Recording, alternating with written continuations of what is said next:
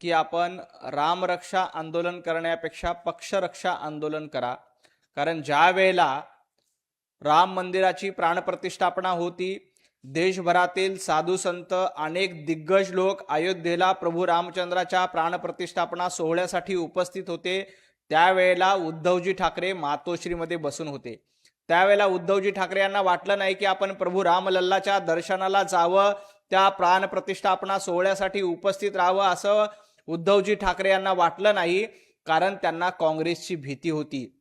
ज्या काँग्रेसनं प्रभू रामचंद्रांचं अस्तित्व नाकारलं, ज्या काँग्रेसनं प्रभू रामचंद्राच्या मंदिराला विरोध केला, ज्या काँग्रेसच्या मुळे एवढी वर्ष प्रभू रामचंद्रांचं मंदिर अयोध्येमध्ये होऊ शकलं नाही, सुप्रीम कोर्टामध्ये देखील प्रतिज्ञापत्र सादर करून रामाचं अस्तित्व नाकारलं, त्या काँग्रेसच्या दबावामुळे उद्धवजी ठाकरे अयोध्येच्या प्राणप्रतिष्ठापना सोहळ्यासाठी गेले नव्हते.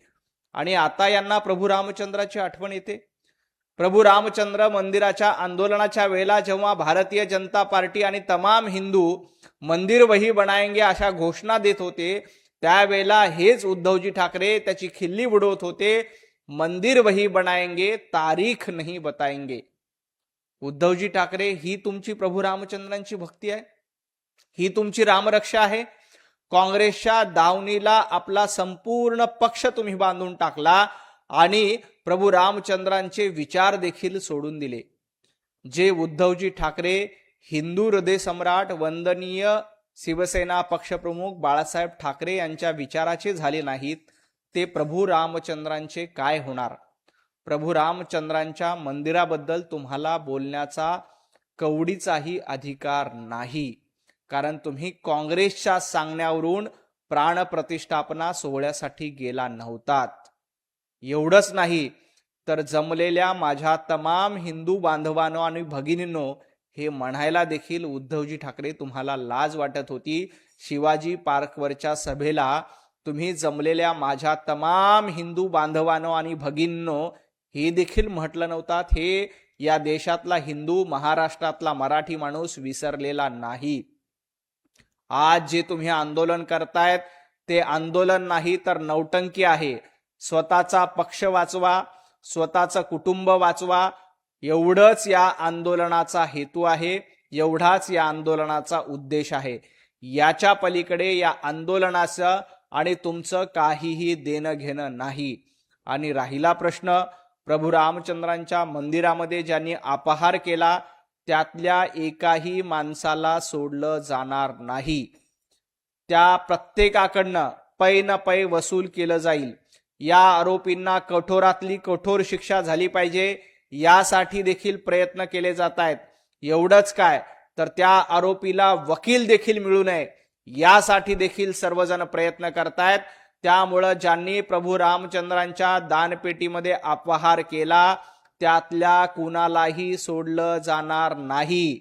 कारण प्रभू रामचंद्रांच्या श्रद्धेशी ज्यांनी खेळण्याचा प्रयत्न केलाय, त्यांच्या विरोधात भारतीय जनता पार्टी असेल, तमाम हिंदू असतील, हे एकत्रपणे काम करतायत. तुम्ही मात्र हिंदूंमध्ये फूट पाडण्यासाठी षड्यंत्र रचण्याचा प्रयत्न करतायत. परंतु उद्धवजी ठाकरे हे लक्षात घ्या, तुम्ही ज्या राहुल गांधींच्या शेजारी जाऊन बसलात, ज्या काँग्रेसच्या मांडीवर जाऊन बसलात, त्यांना प्रभू रामचंद्रांशी काहीही देणं घेणं नाही. प्रभू रामचंद्रांचं अस्तित्व ज्यांनी अमान्य केलं होतं, राम सेतूचं अस्तित्व ज्यांनी अमान्य केलं होतं, त्यांच्या दबावापोटी, त्यांना घाबरून तुम्ही राम मंदिर आंदोलनाची खिल्ली उडवली. आणि आता तुम्हाला जनाधार गमावल्यानंतर तुम्हाला प्रभू रामचंद्रांचं आठवण येते, त्या मंदिराची आठवण येते. खरं तर तुम्ही राम मंदिर आणि याबद्दल बोलण्यापेक्षा बाबरनामा यावर बोललं पाहिजे. कारण बाबराचं समर्थन तुमच्या लोकांकडनं केलं जातं, औरंगजेबाचं समर्थन तुमच्या लोकांकडनं केलं जातं, अफजल खानाचं समर्थन तुमच्या लोकांकडनं केलं जातं. त्यामुळे रामरक्षा करण्यापेक्षा तुम्ही बाबरनामा किंवा अकबरनामाकडे बघा, कारण तो तुम्हाला जास्त पवित्र झालाय. दाढ्या कुरवाळायच्या. खरं तर उद्धवजींना आणखी एक माझं आव्हान आहे, कारण तुम्ही रामरक्षा आंदोलन करतायत, परंतु तुम्हाला रामरक्षा येते का? हे देखील संशोधनाचा विषय आहे. त्यामुळे तुम्ही रामरक्षा म्हणण्यापेक्षा तुम्ही गेल्या काही वर्षांपासून नमाज पठण स्पर्धा, गेल्या काही दिवसापासून जनाब नावानं कॅलेंडर सुरू करणं, असे प्रकार, असे धंदे सुरू केलेले आहेत. त्यामुळे तुम्हाला रामरक्षेची गरज नाही.